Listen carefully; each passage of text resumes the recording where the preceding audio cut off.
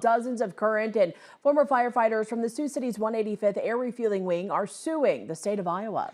That's over pay disputes the firefighters say go back to a change in the state's payroll system in 2021.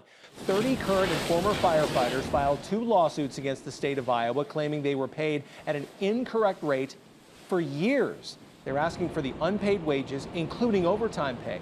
In that lawsuit, the firefighters say they did file labor grievances with the state, but they were dismissed as untimely, and the pay issues continue.